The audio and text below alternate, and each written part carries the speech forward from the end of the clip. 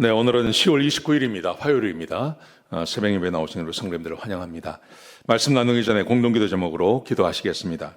배옥준 집사의 뇌졸중을 치료해 주십시오. 언어가 회복되고 오른쪽 팔다리에 힘이 생겨나도록 해주십시오. 권하다 집사가 다시 걷도록 해주십시오. 이승학 성도의 뇌종양 치료가 잘 되게 해 주십시오. 권현민 형제를 치료해 주십시오. 김에브라임 형제가 신장 이식을 속히 받도록 해주십시오. 김시희 집사가 걷도록 해주십시오. 오시오 선교사의 건강을 회복시켜 주십시오. 예수님의 이름으로 기도합니다.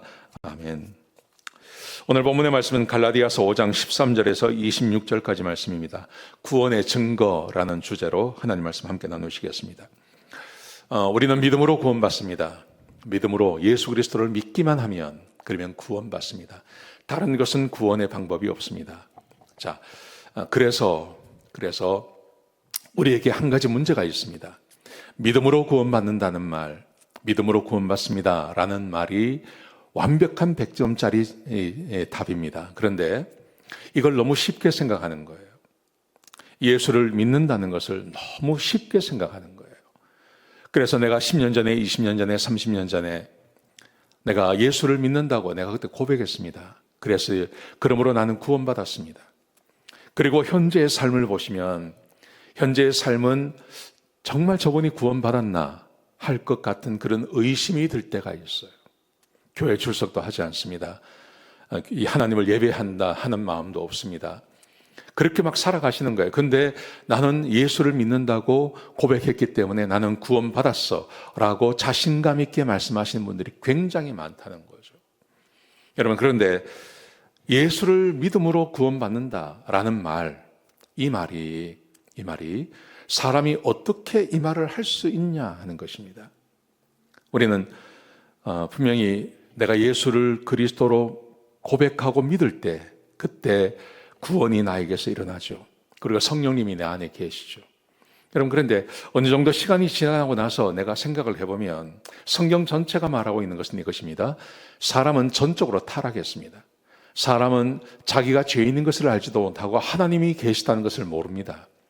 그런데 사람이 어떻게 내가 죄인인 것을 알고 하나님이 살아계시다는 것도 알고 그리고 내가 죄인인 것을 사람이 어떻게 알까요? 그것은 성령님이 오셔야만 알 수 있는 겁니다. 그래서 구원은 전적으로 하나님의 선물이고 하나님에게 주도권이 있는 것입니다. 그래서 성령님이 우리 안에 오실 때, 성령님이 내 안에 계실 때 그때 내가 죄인인 것을 알게 됩니다. 그리고 하나님이 누구인지 알게 됩니다. 그리고 복음도 받아들일 수 있게 되는 것이죠. 그러므로 구원이라는 것은 전적으로 성령님이 하시는 일입니다. 하나님께서 우리에게 성령을 주셔야만 내 안에 이런 변화들이 일어나게 되는 거죠. 여러분, 그리고 그 성령님이 거듭난 사람과 함께 하십니다. 그리고 내 안에 계신 성령님을 따라 살고 싶은 욕구도 우리 안에서 생겨나는 것입니다. 제가 수도 없이 이야기하는데 이스라엘 백성들이 범죄하고 죄를 지었던 이유는 성령님이 계시지 않으셔서 그런 거예요. 그래서 에스겔이나 호세아, 얼마 전에 우리 호세아도 봤는데 호세아서나 예레미야나 말라기나 모든 선지서 안에 거기에 보시면 내가 어느 날 내가 그들에게 한 영을 부어줄 것이고 그 영이 오시면 우리의 마음을, 딱딱한 마음을 부드럽게 할 것이고 그들이 내 말에 순종할 것이고 나는 그들의 하나님이 되고 나는 그들은 내 백성이 될 거다. 이런 말씀들이 얼마나 많습니까? 성령은 지금 오셔서 그 말씀대로 하시는 것입니다. 성령이 내 마음에 오시면 내 마음이 부드러워지는 거예요. 그래서 그 성령님이 이끄시는 대로 하나님을 찬양하고 하나님의 말씀에 순종하는 삶을 내가 살아가게 되는 거예요. 성령이 그 일을 하시는 거죠. 그냥 입으로 내가 주님을 믿었습니다, 주님을 영접했습니다 하고 끝나는 문제가 아니라는 거예요.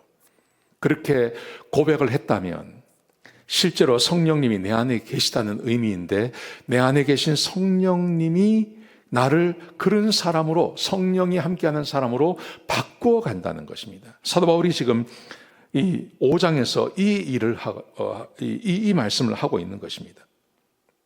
자, 보세요. 이렇게 말씀하십니다.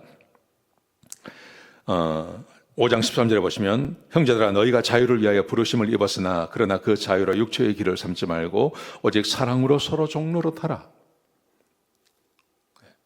믿음으로 거듭났다면 이제는 그 자유를 나의 자유를 위해서 쓰지 말고 서로 사랑으로 종로로 타라. 근데 그 사랑으로 종로로 탄다는 말의 의미는 그 다음 5장 14절에 보시면 온 율법은 내 이웃 사랑하기를 내 자신과 같이 하라 한 말씀에 이루어졌느니라. 내가 자유를 가지고 그 자유를 가지고 내가 한 가지 일에 매진해야 되는데 형제를 사랑하는 일을 해야 된다는 거죠. 자, 그러면서 이렇게 말씀하세요. 5장 16절에 보시면 내게 이르노니 너희는 성령을 따라 행하라. 그리하면 육체의 욕심을 이루지 아니하리라. 내가 할 수 있는 게 아니라는 겁니다. 내 안에 계신 성령님이 이 일을 하시는 것입니다. 그래서 육체의 소욕은 성령을 거스리고 성령은 육체를 거스리나니 육체와 성령이 서로 싸운다는 거예요. 나는 육체를 따라 살 건가 성령을 따라 살 것인지를 결정해야 된다는 거죠. 육체를 따라 살지 않고 거듭나서 성령님이 함께하는 사람은 성령님을 따라 산다는 것입니다. 성령님을 따라 산다는 말의 의미가 뭘까요? 육체를 따라 산다는 말의 의미가 뭘까요? 성경이 이렇게 말합니다. 5장 19절에 보시면 육체의 일은 분명하니 곧 음행과 더러운 것과 호색과 우상 숭배와 주술과 원수 맺는 것과 분쟁과 시기와 분냄과 당짓는 것과 분열함과 이단과 투기와 술 취함과 방탕한 겁니다.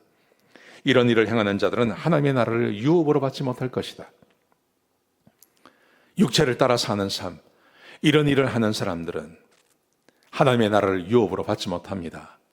이 말의 의미가 뭐냐 하면 내가 입으로는 예수를 믿는다고 합니다. 내가 입으로는 예수를 믿습니다. 예수님을 내가 언제 영접했습니다. 말은 그렇게 합니다. 근데 그 사람의 삶이 육체를 따라 살아요. 육체를 따라 살아요. 그래서 온갖 육체의 열매들이 그의 삶 가운데 가득해요. 그러면 그 사람은 구원받은 사람이 아니라는 말이죠.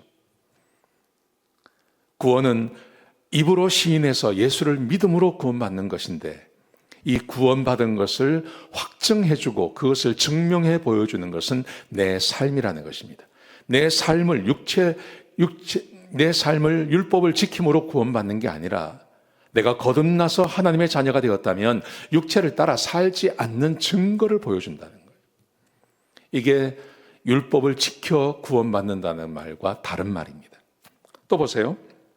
5장 22절에 보시면 오직 성령의 열매는 우리가 잘 아는 것처럼 사랑과 희락과 화평과 오래 참음과 자비와 양성과 충성과 온유와 절제니 이 같은 것을 금지할 법이 없느니라. 성령을 따라 살면 사랑, 희락, 화평, 오래 참음, 자비, 양성, 충성, 온유, 절제 이런 것들이 드러난다는 거죠. 내 삶에 무엇이 드러나냐에 따라서 내가 구원받은 사람인지 구원받지 못한 사람인지를 증명해 보여준다는 것입니다.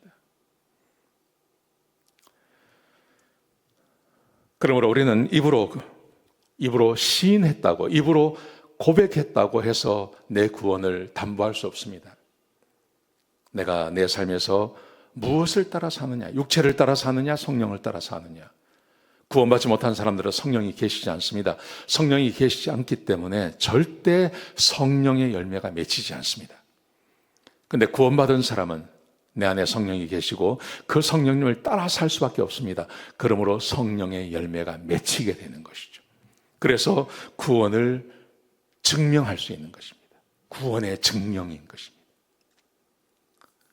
자기를 한번 돌아보는 시간을 가졌으면 좋겠습니다. 내가 진짜 구원받은 하나님 백성인지 돌아보시기 바랍니다. 기도하시겠습니다. 아버지 하나님, 우리가 믿음으로 구원받습니다. 내가 받은 구원이 진짜인지 가짜인지 내가 스스로 증명해 보일 수 있습니다.